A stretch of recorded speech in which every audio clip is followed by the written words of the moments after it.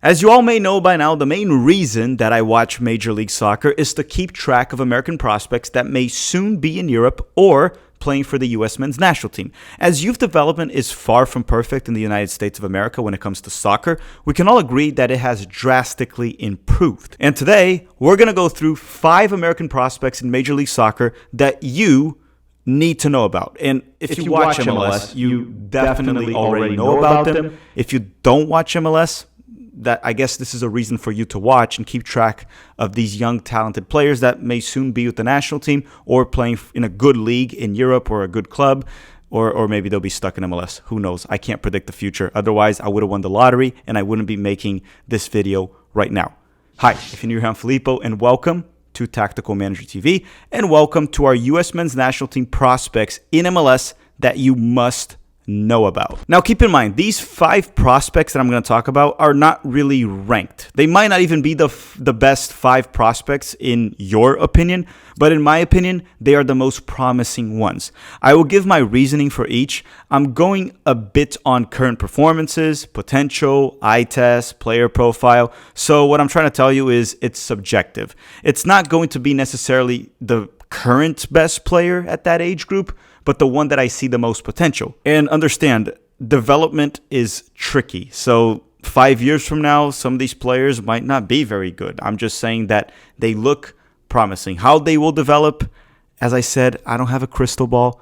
I can't predict it. With that said, there are far more than 5 American prospects in MLS, so let me know in the comment section down below your 5. Oh, and I'm going to cap the age at 21 years old or younger. So any player born in 2003 or after makes the cut. I also firmly believe that if a player is very talented, he should leave MLS no later than age 21, maybe 22 max, depending on the position he plays. If he's like a center back, and if he's a goalkeeper, then it could be much older, like at age 25 or 26. And I will also not be mentioning players that never made the bench or never got a single minute for an MLS team. So some of you might say, what about Kevin Sullivan? Well, he's not really in MLS right now. He might be the highest ceiling player we have in U.S. soccer. He might not, who knows, but he hasn't really made an MLS team yet, so I'm not going to be mentioning him at all. So sit back, relax, get some popcorn, hit that like button right now, and here we go.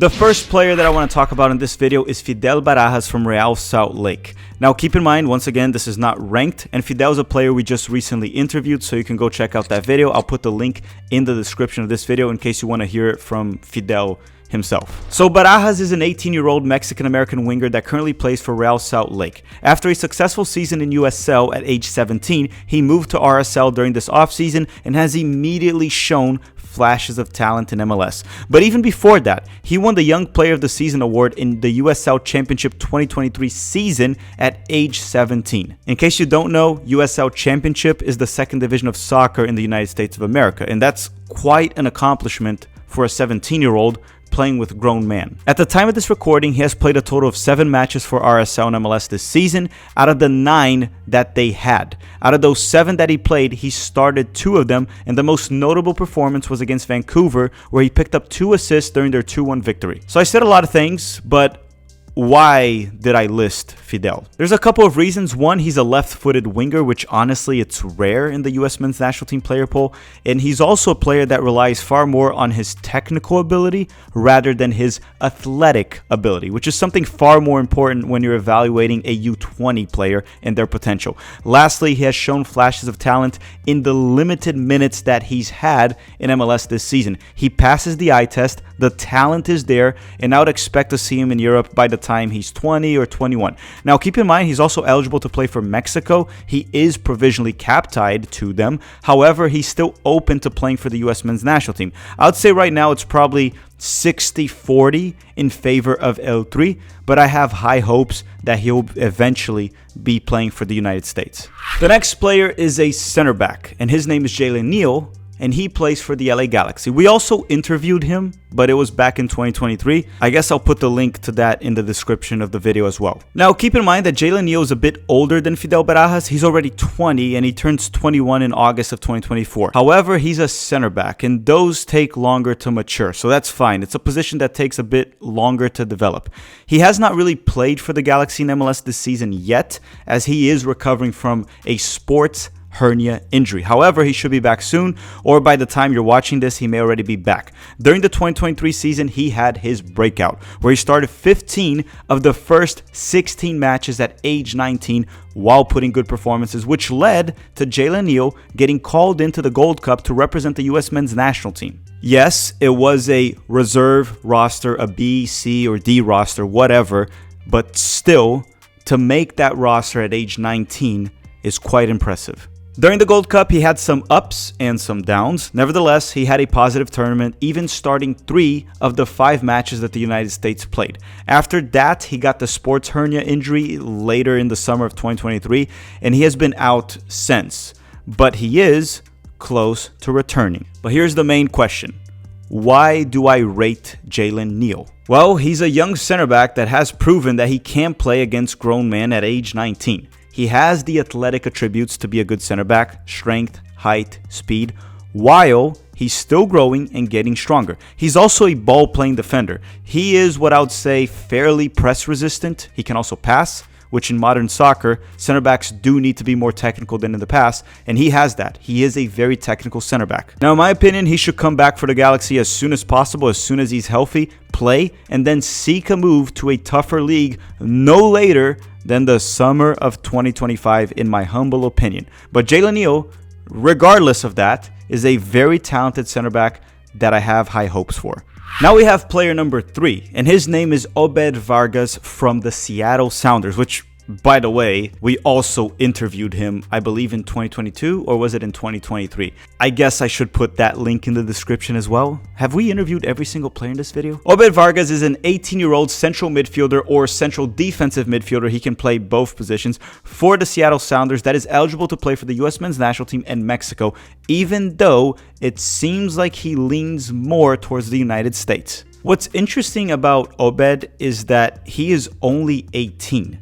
However, it feels like he's been around for quite some time. It feels like he's been around forever. Because you see, he was already getting plenty of minutes for Seattle back in 2022 when he was 16, including the fact that he started in the CONCACAF Champions League final for them when they defeated Pumas and won what was, in my opinion, the biggest accomplishment of any MLS team that has ever achieved. Unfortunately, he had a back injury and then he missed roughly half of the 2022 season.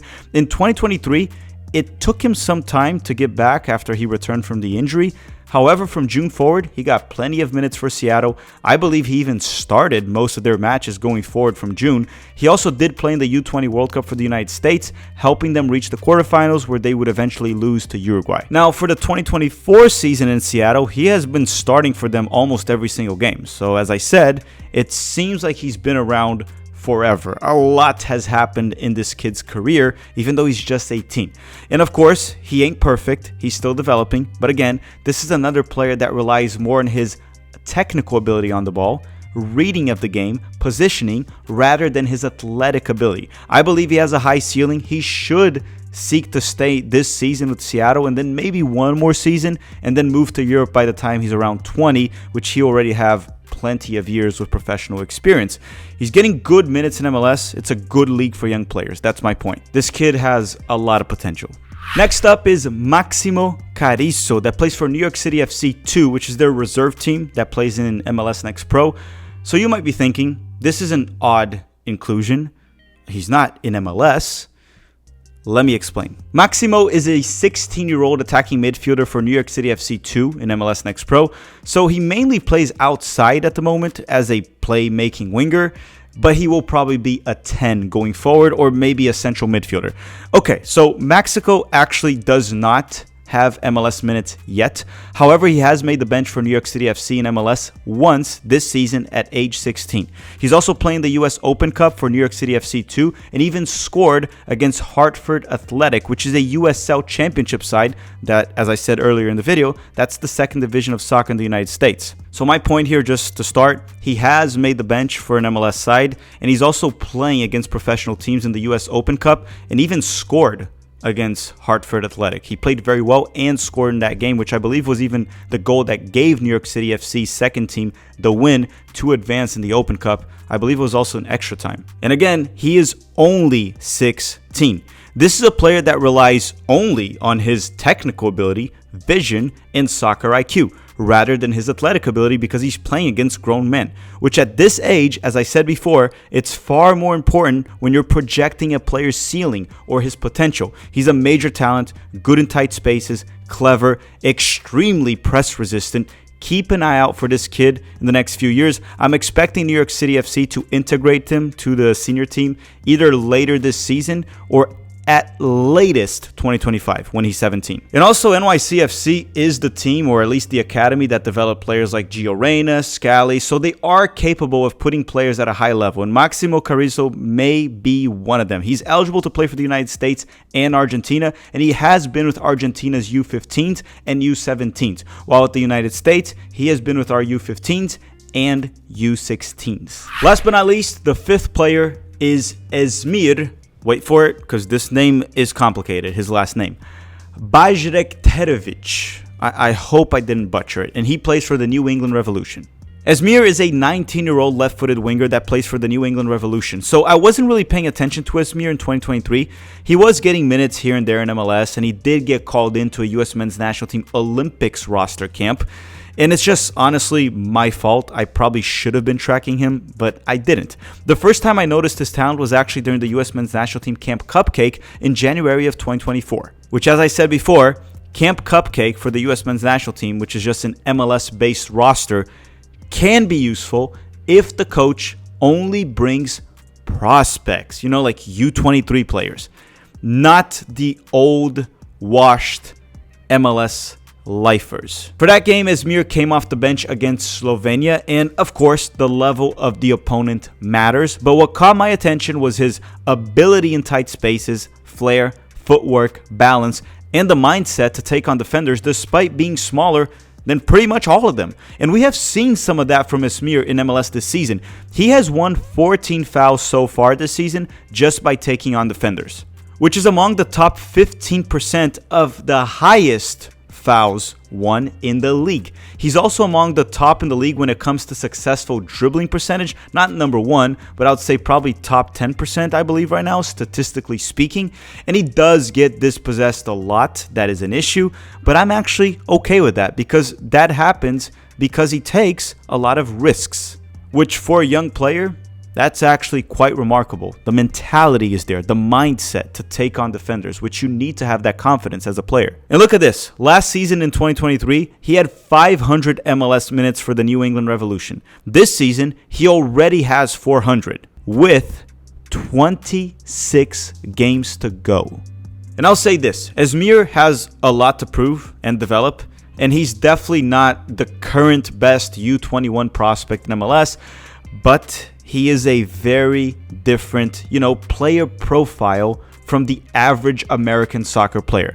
I think when it comes to potential, he's among the top in MLS. Maybe not number one. I think he could be number one in terms of ceiling, just because of the player profile, the flair, technical ability, footwork, balance. But again, that depends on how he develops. Now, this season, he is starting to get plenty of minutes for New England and MLS. He did play a lot in the CONCACAF Champions Cup as well. So all of that will be good for him to develop. What I am hopeful is that he has a healthy season, and then in 2025, he can have his breakout season, followed by a move to Europe in 2026, which will be when he turns 20. No, seriously, and the one thing about Asmir is that he is very fun to watch. Now, before we end this video, there's a few players that I just want to give a very quick shout out. Some players that are very talented and should have made the list, but since I capped it at 5, I couldn't include them. And that is Diego Luna from Real Salt Lake, Brian Gutierrez from the Chicago Fire, Chris Brady from the Chicago Fire, Caleb Wiley from Atlanta United, Jack McGlynn from the Philadelphia Union, Quinn Sullivan from the Philadelphia Union, and Ben Kremaski from Inter Miami. I would mention Noah Buck also from New England Revolution, but it seems like he wants to play for England. I don't know what's going on there. And he has been with their youth team, so I don't know, man. All right, everyone, thank you very much for watching. Don't forget to drop a like before you go and comment down below your top 5 American MLS prospects that you most certainly need to follow. That way other people can read it and they can go watch MLS and follow these young players. Thank you very much for watching and have a great day.